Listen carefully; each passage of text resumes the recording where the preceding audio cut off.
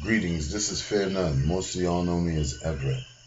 you know, Many of y'all know me as the promoter you see downtown, that's uh, been working in the downtown Charlotte Marley area for more than, for about 20 years, since 1997. 1997. So since 1997, 19 years, I've been working on the streets of St. Thomas as a promoter. And over the course of all of those years, I've not been known to harm anybody or, commit any malicious acts against anybody. In fact, for most of that time, I've set the standard and been the example of what a promoter and ambassador should be in the Virgin Islands. And to this day, my mark is still left upon the face of Main Street as the standard as to how certain people have decided to conduct themselves as a result of my example. So, what I really want to get to is the fact that, as many of you might have observed, I had a major incident the other day where I suffered a lot of physical and emotional trauma due to an officer of the law who's supposed to be protecting my rights becoming overzealous and abusing his authority and doing exactly what the people of the Virgin Islands, exactly opposite to what the people of the Virgin Islands are paying him to do. They're not paying him to be a public menace, but he is and has been for some time, and um, until recently, continues to be a menace. And he just met upon the right person now, and this is going to come to a stop.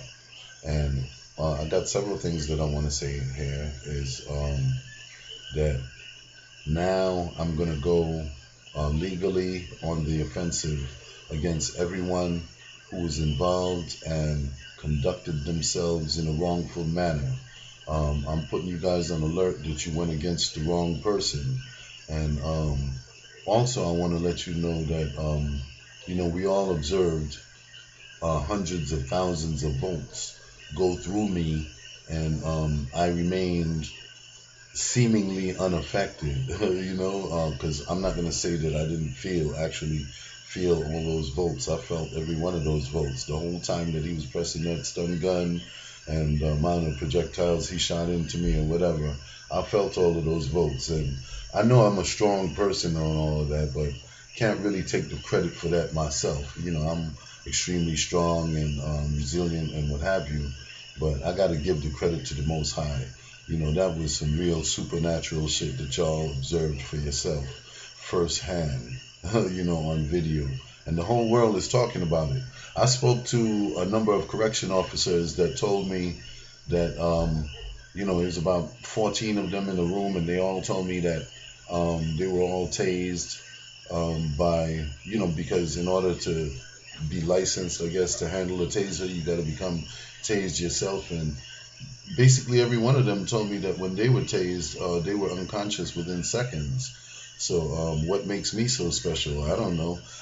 I'd like to basically say that I don't really think that I'm that special. I mean, I do have a way of channeling my energy and focusing it to my Dantian, which is my energy point, which is where I directed all of that energy when it went to me, believe it or not. But I believe that some supernatural shit went on there, to be really honest with you.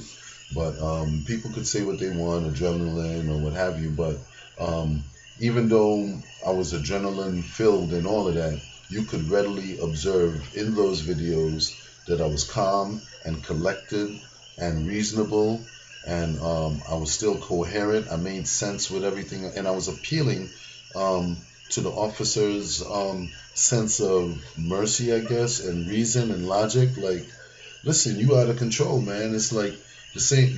You doing completely opposite to what you're supposed to be doing out here. you know. Well, anyway, the whole thing behind this is because of his ego. And we could see right now that I mean, it's readily observable, and I think this is a case in point, a real case in point that the officers, this psychopathic or sociopathic, I don't know what the proper um, what you call it, clinical term to use for these guys, because of course I'm not a doctor, but I've been um, what you call it, exposed to some of the definitions of these types of neuroses, such as psychopathy, or psychopathy, or sociopathy, and these guys seem to fit that bill, if you ask me. But it seems like they're very ego-driven and power-driven, because of a lack of power that they seem to have in their adolescence or early adulthood. So what better way to gain power than to join the force? And it seems that in order to be that type of person, you have to have a certain type of attitude. These are the people that they are recruiting for this type of thing.